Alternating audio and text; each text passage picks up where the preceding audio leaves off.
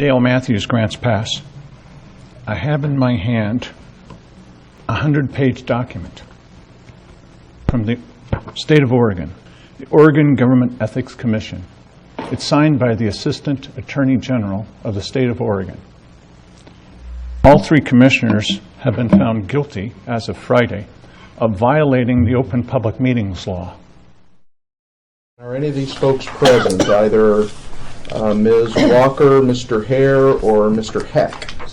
No, Okay. none of them are Same here. present, and Very good. they're all represented by the same attorney, Tracy McGovern from Frohnmeyer Deathridge, and she contacted me and said that neither she nor the respondents are going to appear today. Commissioners Cheryl Walker, Simon Hare, and Keith Heck were Josephine County Commissioners during the period relevant to this investigation.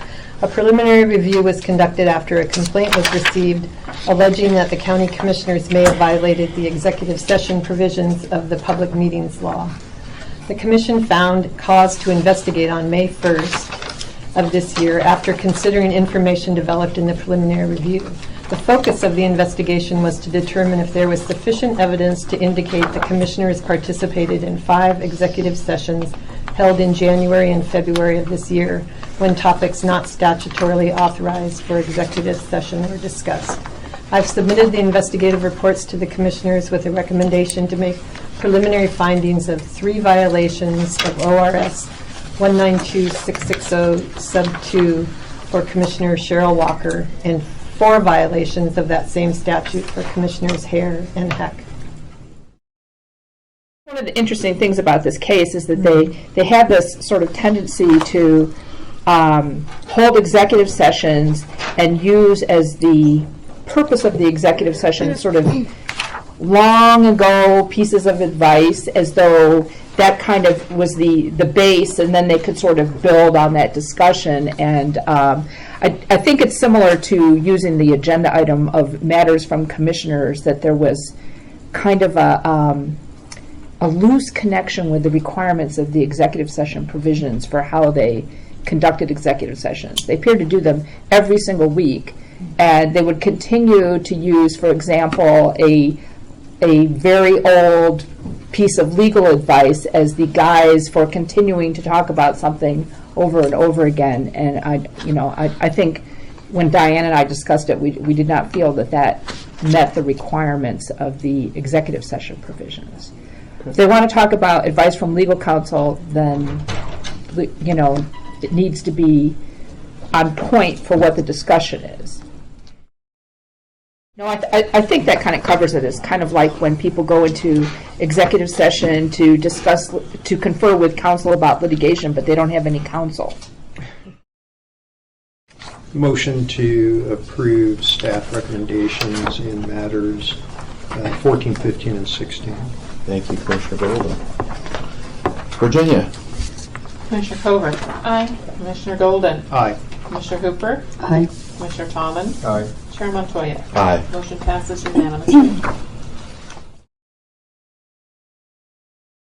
There appears to be a preponderance of evidence to indicate that Kevin Parrish, Penny Jordan, Patty Chappell, Ron Davis, and Catherine Schott, members of the Board of Directors for the Emerald Peoples Utility District, each participated in 4 separate executive sessions resulting in violations of ORS 192.660 subsection 2.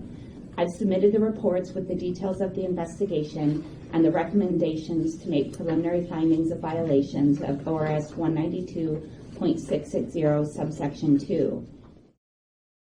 The recommendations are to make preliminary findings of violation, which basically is that after a thorough look at this matter, the Commission finds that it appears that there are violations of the executive session statutes.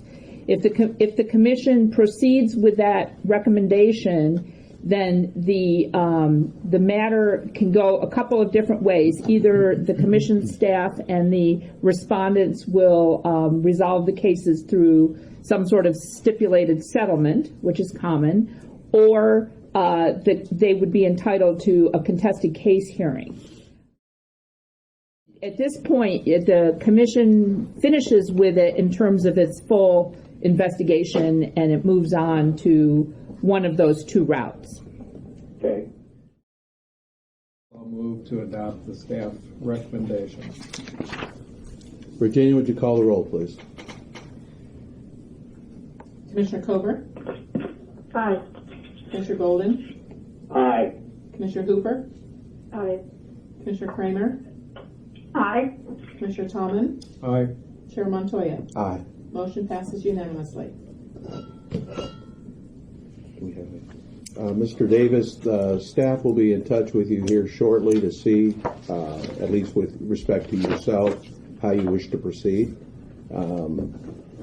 But I think that's it for now. So basically what you're saying is I'm guilty of violation of an ethics of executive sessions That's correct, sir. when I had no control over it. Well, you did have control. How did I have control? You had What the could I- ability to get up and leave, And that would not be representing the people who elected me to represent them. but it would keep you from ethics liability. Thank you for coming in. Yeah, well, I just lost about $1,000 by doing this. So.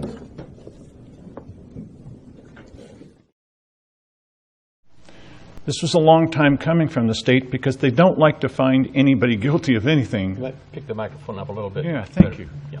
They just don't like to do that, but the evidence was piling up so fast that they just couldn't ignore it anymore. Now in this, Keith Heck says, well, paraphrasing, I'm really not quite sure that I understand what the laws are, except, of course, that we've told him, and he said in this room 3 times, I know we're breaking the law, and I don't care. That statement by me to the OGEC made a big difference in their finding that this idea that the 3 of you don't know what the law is, you admitted you do know what the law is, but you don't care. Mr. Matthews is not my attorney. He's not the attorney for the county. He's not an attorney at all. I think the jury is still out on that. So. Okay. Anything else? Yes. I'm done. Okay.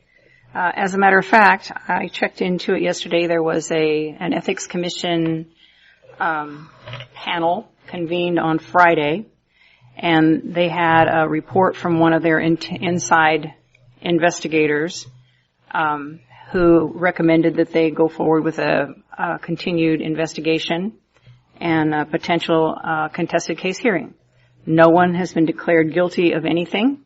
No one has interviewed me. I don't know about the other 2, but no one's interviewed me from the Ethics Commission, so the investigation is still underway. Obviously, with his lack of legal knowledge, Dale Matthews doesn't know how to differentiate between a continuing investigation, a potential contested case hearing, and a determination of innocence or guilt. So for his proclamations, I think he's up here posturing at this podium so that he can post something on his website to show what an involved citizen that he is, in fact, with false, misleading, and absolutely untrue information. The parties here who are involved, and I can't speak for the other 2, but for myself, I am definitely involved in this. And as to subpoenaing information, we have provided every bit of information that has ever been asked for. Minutes of meetings, videotapes, everything they've asked for. And so the investigation is continuing. There has been no determination of guilt on the part of anyone. The other situation... Good point to reinforce that, if I might, Ms. Commissioner Walker, is that there isn't any, ramifications. If we were guilty, there would be something as far as sanctions are concerned.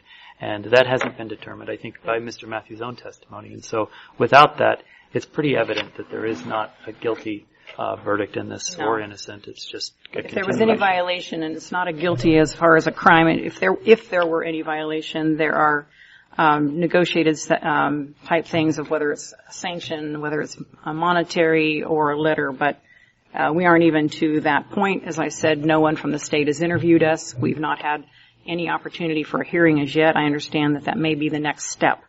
So anyway, his protestations about being any member of this board being proclaimed guilty of anything are absolutely false.